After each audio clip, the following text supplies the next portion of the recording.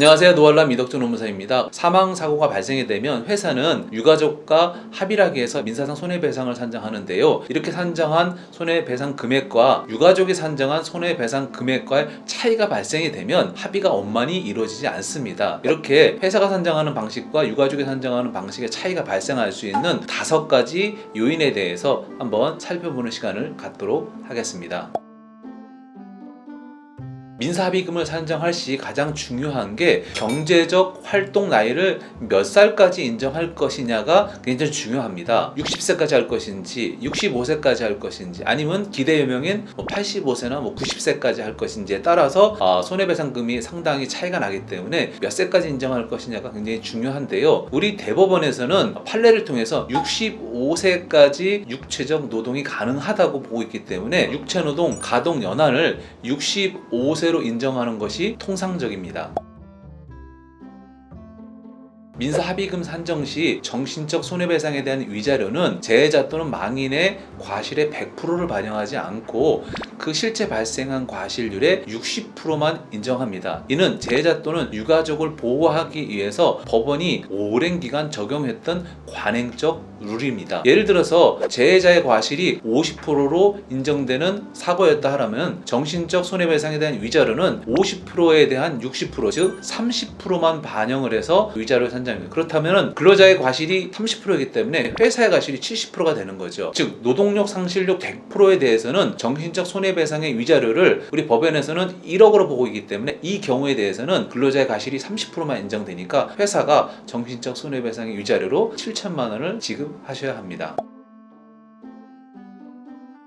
보험사는 영리를 목적으로 하는 회사이기 때문에 보험금 지급 시에 법원보다 굉장히 보수적으로 지급하는 것이 관행입니다. 법원에서는 100% 노동력 상실률에 대해서 정신적 손해배상의 위자료의 기준을 1억으로 보고 있는데요. 대형 보험사인 경우에는 8천만 원 정도를 인정하고 중형 보험사인 경우에는 6, 7천만 원을 노동력 상실률 100%에 대한 정신적 손해배상의 위자료를 보고 있는데요. 이렇게 차이가 나는 부분은 아까 말씀드렸듯이 법원보다도 보수적으로 지급하려고 하는 보험사의 성향 때문에 발생되는 문제이므로 이렇게 발생된 손해에 대해서 전부 보상받고 싶다라면 천상 소송을 통해서 받으셔야 합니다.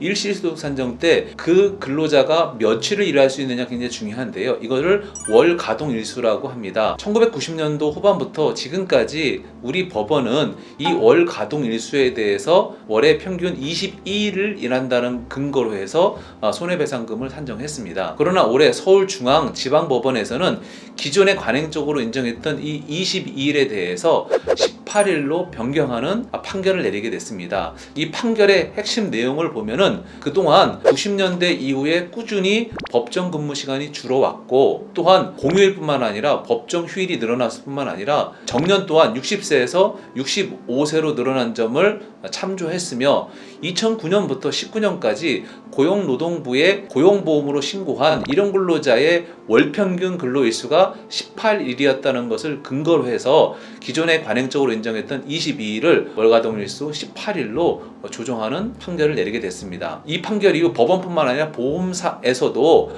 일시소득 산정하기 위한 월가동일수를 18일 기준으로 해서 손해배상금을 산정하고 있는데요. 이렇게 산정하다 보니까 기존에 22일로 인정받아야 됐다고 주장하는 쪽과 현재 바뀐 쪽에 18일 기준으로 산정하는 쪽과의 마찰이 생김으로 인해서 법정으로 가는 사례가 많아지고 있기 때문에 이 점은 유의하셔야 할 것 같습니다.